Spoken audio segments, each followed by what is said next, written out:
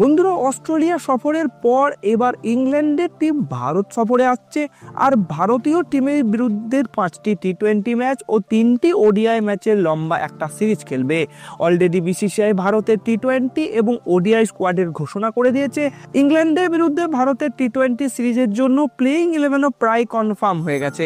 তাহলে শেষমেশ কোন কোন খেলোয়াড় প্লেইং 11-এ থাকবে আর কোন কোন খেলোয়াড়কে বেঞ্চে বসে থাকতে হবে, চলুন এই ভিডিওতে আমরা সেই নিয়ে ডিটেলসে আলোচনা করি। তবে তার আগে ক্রিকেট ও আইপিএল সংক্রান্ত সমস্ত আপডেট বাংলায় পেতে চ্যানেলটিকে সাবস্ক্রাইব করে পাশে থাকা বেল আইকনটি প্রেস করুন। বন্ধুরা, আপনারা সবাই জানেন টিম ইন্ডিয়ার স্কোয়াড অফিসিয়ালি ঘোষণা হয়ে গেছে। দীর্ঘ সময় পরে মোহাম্মদ শামি টিম ইন্ডিয়াতে ফিরছেন এবং তাকে এই টি-20 সিরিজের জন্য দলে অন্তর্ভুক্ত করা হয়েছে।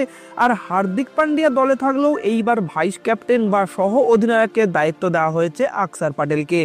ইংল্যান্ডের বিপক্ষে এই সিরিজে শুভমান গিল, যশস্বী জয়সওয়াল, ঋষভ পান্ট, জসপ্রীত বুমরা এবং মোহাম্মদ সিরাজ নেই, কারণ এদের প্রত্যেককে বিশ্রাম দেওয়া হয়েছে। ঈশান কিষান এবং ঋতুরাজ গায়কোয়াড়কে আরও একবার পুরোপুরি উপেক্ষা করেছে সিলেকশন কমিটি। পাশাপাশি শিবম দুবেকেও টি-20 দলে অন্তর্ভুক্ত করা হয়নি। তবে জিতেশ শর্মাকে এবার দল থেকে বাদ দেওয়া হয়েছে। তার জায়গায় ধ্রুব জুরেলকে উইকেট কিপার ব্যাটসম্যান হিসাবে অন্তর্ভুক্ত করা হয়েছে এবং সাথে থাকবেন সঞ্জু স্যামসনও। তো বন্ধুরা, ভারত বনাম ইংল্যান্ড এই টি-20 সিরিজের প্রথম ম্যাচটি খেলা হবে 22 জানুয়ারি সন্ধ্যা 7টা থেকে কলকাতার ইডেন গার্ডেন্সে। তাহলে এই প্রথম ম্যাচটির জন্য ভারতীয় দলের প্লেইং 11 কিছুটা এরকম হবে। ওপেনার হিসাবে 1 নম্বরে থাকবেন অভিষেক শর্মা, যিনি একজন দুর্দান্ত তরুণ ওপেনার এবং পার্ট টাইম স্পিনার হিসাবে কাজ করতে পারেন। এবং 2 নম্বরে থাকবেন সঞ্জু স্যামসন, যিনি উইকেট কিপিংও করবেন। মিডিল অর্ডারে 3 নম্বরে থাকবেন তিলক বর্মা, তিনি দারুণ ফর্মে রয়েছেন। 4 নম্বরে অধিনায়ক সূর্যকুমার যাদব, যার নেতৃত্বে এই দল ইংল্যান্ডের বিরুদ্ধে টি-20 সিরিজ খেলবে। 5 নম্বরে থাকবেন নীতিশ কুমার রেড্ডি, যার অসাধারণ পারফরমেন্স ছিল অস্ট্রেলিয়ার বিরুদ্ধে। 6 নম্বরে ফিনিশার হিসাবে খেলবেন রিঙ্কু সিং।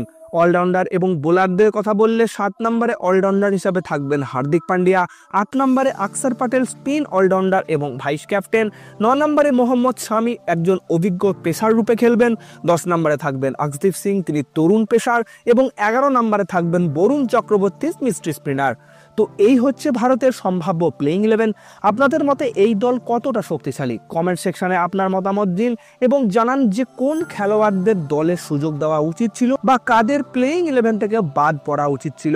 ক্রিকেট ও আইপিএল সংক্রান্ত প্রতিদিনের আপডেট পেতে আমার চ্যানেলটিকে সাবস্ক্রাইব করুন।